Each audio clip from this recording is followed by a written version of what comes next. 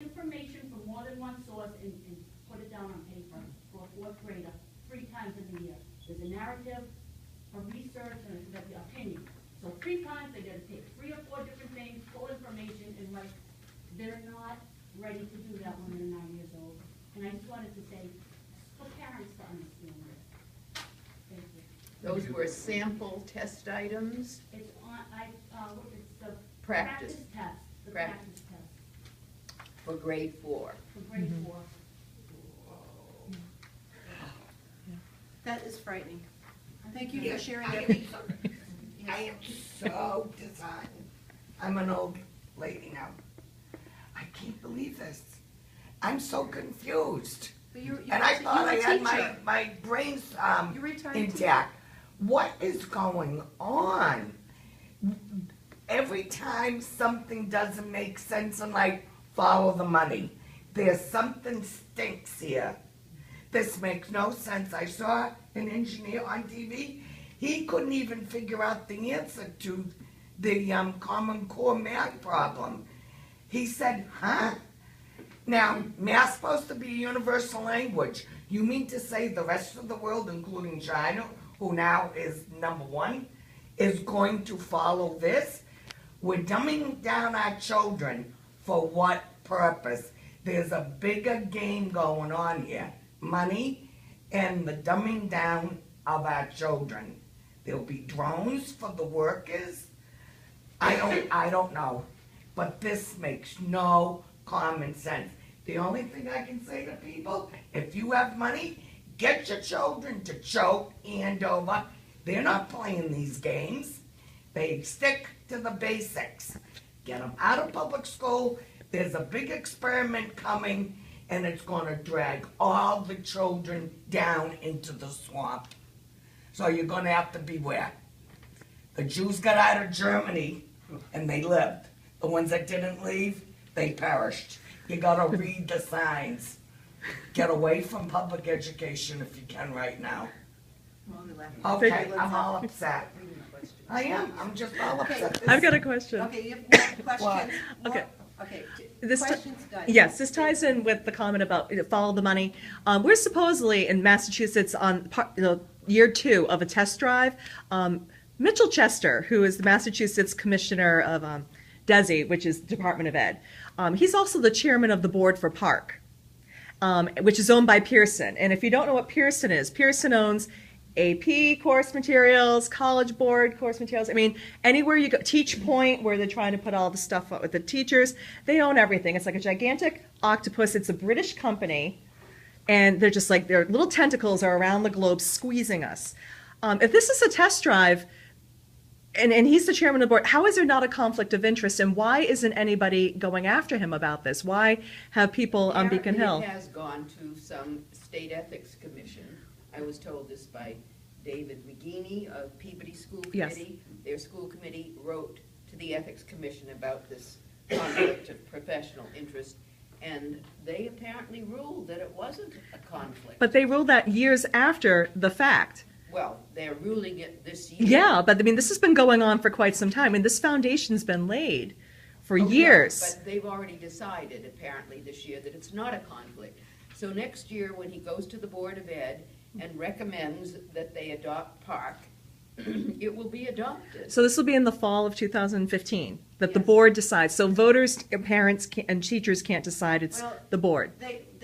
It's a board decision. It's a board They- decision. They expect that you as a teacher, you as a parent, show up in Malden at 8:30 on a Tuesday morning with a half an hour of a window to express your viewpoints. That's their open, public, transparent system. So if you can't get there between 8 and 8:30, you have to leave Worcester here at 5:30 to get to Department of Ed to testify, to express your, But it won't make any difference. Right, I was going to ask, is the fix in? The legislature has already voted a Right. budget item for PARCC tests next year. So the money has already been appropriated a year in advance to take care of what PARCC will need for next year.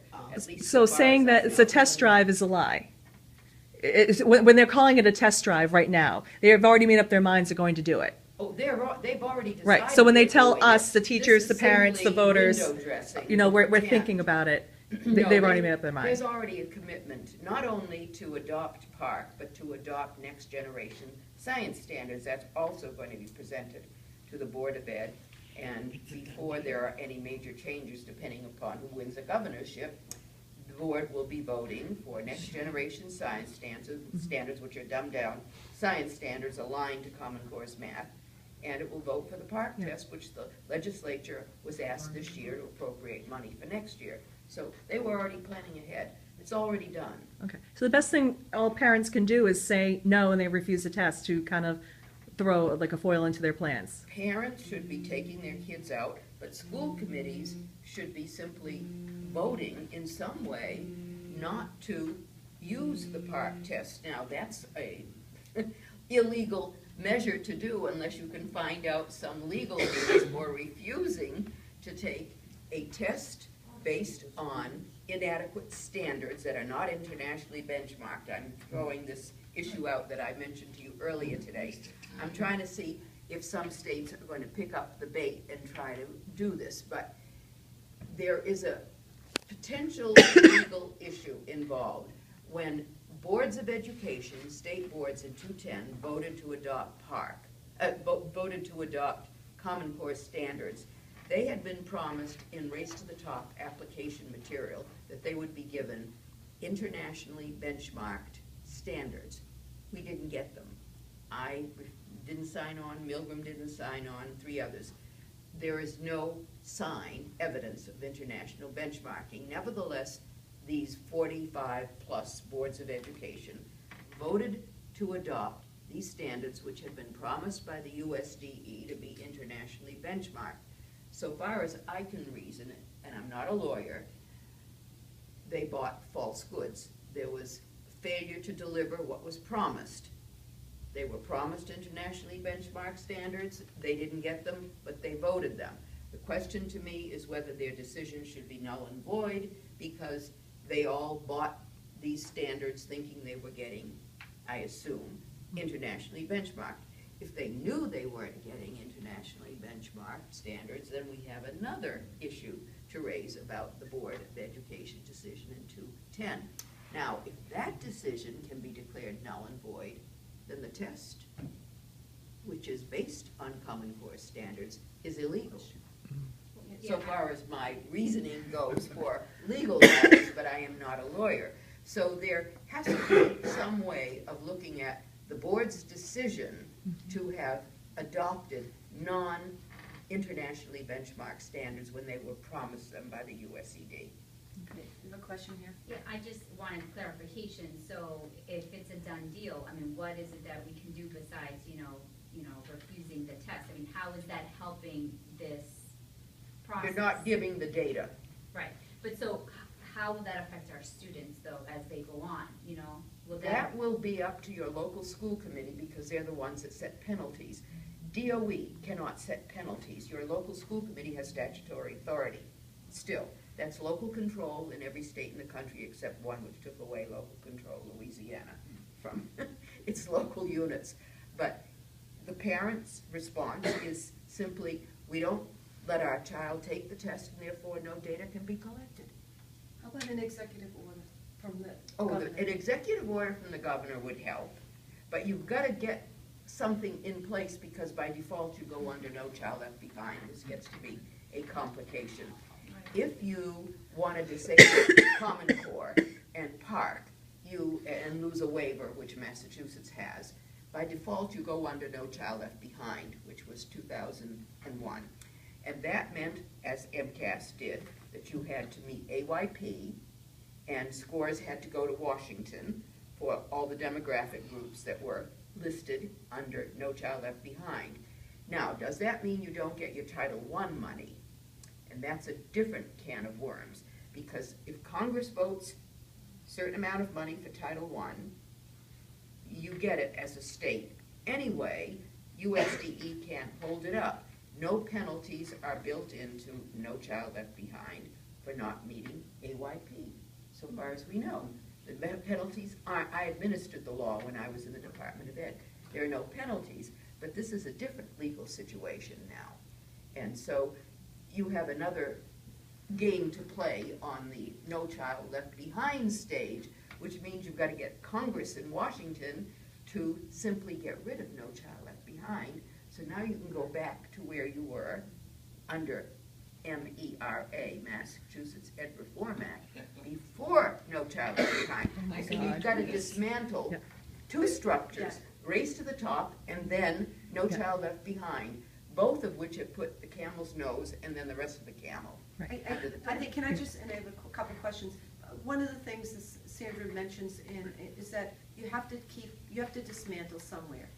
If you just don't do anything, then it's just gonna become, You're locked in. You're locked in. So if we can dismantle the test and refuse the test and show, some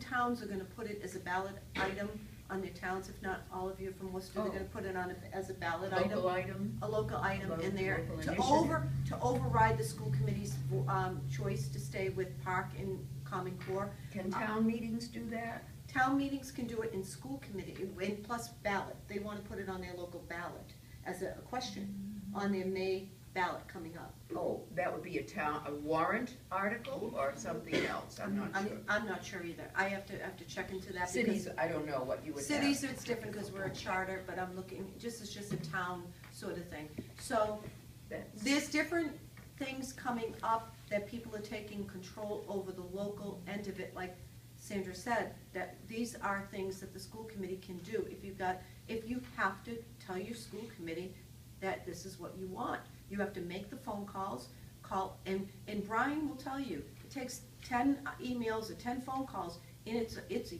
huge deal, okay? So 10 people write to the school committee, every single school committee member, and tell them, we don't want PARCC, we don't want what we don't want, and just let them start to put it on their agenda, because they'll know that people, but when you don't speak up, then what happens is that they don't have a clue. They think that this is just something that, two people in Worcester are making up.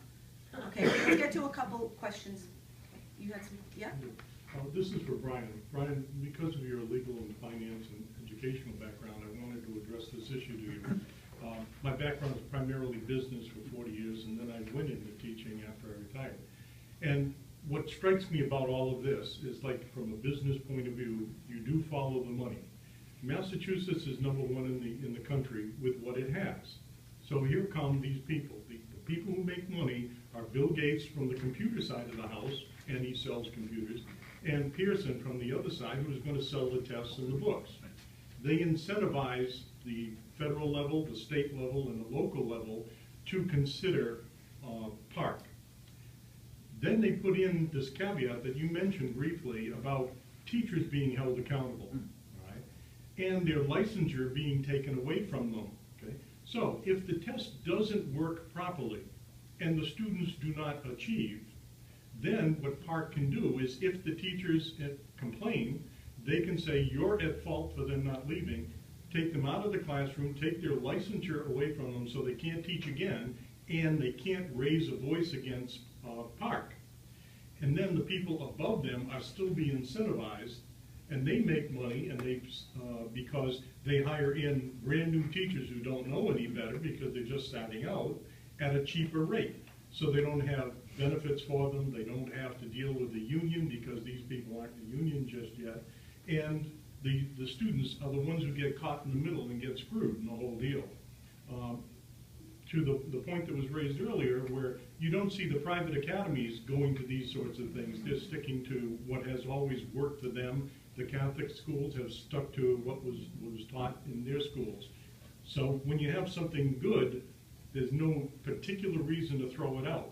But the pressure is such that there's got to be a lot of money behind this, incentivizing people so that once they take over and they are dominant, they can set the market for whatever they want.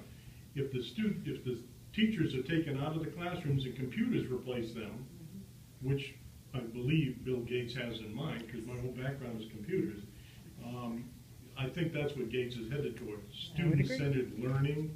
Well, Virtual classrooms. Try that with people who are coming in, like my students from Somalia, Eritrea, Ghana, the Caribbean, and they're coming here. It doesn't work. But he sells gazillions of computers. They continue to measure it, and it still is the teacher's fault. I think we have to protect the teachers who are teaching in the city of Worcester and in teaching in general.